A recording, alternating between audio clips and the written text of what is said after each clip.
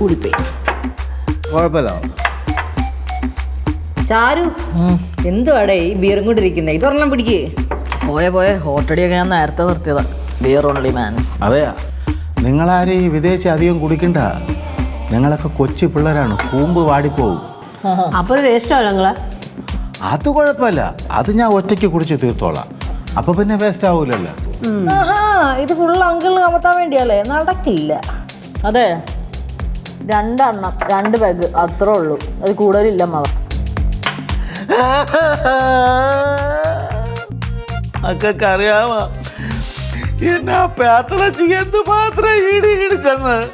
കുറഞ്ഞതൊരു 5 peg കഴിച്ചാലേ എൻ്റെ വേദനയും എൻ്റെ മനോവിഷമൊക്കെ മാറും. എൻ്റെ അടുത്ത് കരഞ്ഞു കാണിച്ചിട്ടൊന്നും കാര്യമൊന്നുമില്ല. ഞാൻ ഈ കണ്ണീരിൽ വീഴാൻ പോണില്ല. 2 എണ്ണം അടിച്ചാൽ മതി.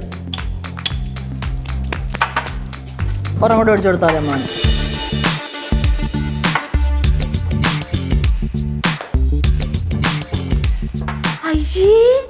എന്തോണിത്?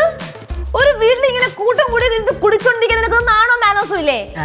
മാനോസ് ഇല്ലാത്ത വർഗങ്ങള് എന്തോന്നിത് ഈ കാണിക്കുന്നേ? വീട്ടിൽ നിന്നല്ലാതെ പിന്നെ റോഡിൽ പോയി കുടിക്കാൻ പറ്റുമോ? ഇവരെ ആരടേ ന്യായം. എടി കുടിച്ച് ഗുണ്ടുമണി ഒരു അക്ഷരം വേണ്ടി പോയത് കേട്ടല്ലോ. ഗുണ്ടപണി വിളിക്കുന്നത് ഞാൻ പറഞ്ഞിട്ടുണ്ട്. അങ്ങനെ ഞാൻ വിളിക്കത്തുള്ളൂ. നല്ലൊരു ദോശ അടികൂടാ അവിടെ. എടി ചാരു, നീ ഇതിനെ കൂടെ നിൽക്കുവാണോ? ഇപ്പഴേ ബോധം പോയി തുടങ്ങി. അയ്യോ ഇല്ല, ഞാൻ ഓക്കെയാണ്. എടി നിർത്ത്. നിങ്ങളെല്ലാരും കൂടെ ഇടി കൂടി എന്റെ പാർട്ടി അലമ്പാക്കല്ലേ പ്ലീസ്.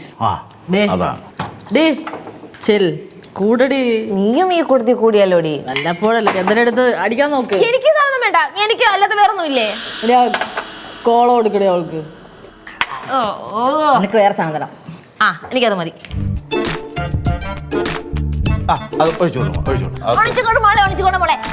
അമ്മാവാ, ഈ അവന്തിയുടെ സ്വഭാവം അറിയാലോ. കുടിച്ച് ബോധമില്ലാതെ ഇവിടെ കിടന്നു അങ്ങനെ ഞാൻ അറിയാലോ. ഈ വീടെടുത്ത് ഞാൻ തിരിച്ചാൽ വെക്കും. അതെ, വെറും വൃത്തിയായിട്ടവളാ. ഇങ്ങനെ ആരെ കാണിക്കുന്നത്? മനുഷ്യൻ ഞാൻ ഇവിടെ ഇരിക്കുന്നത്. മതി ഇതോ. അപ്പൊ ചിയേഴ്സ്.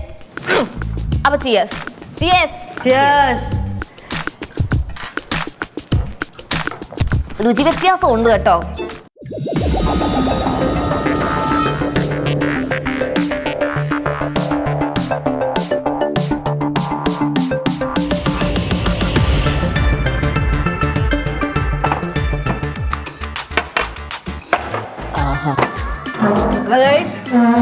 Good night. അപ്പൊ good night. Good night. Good night.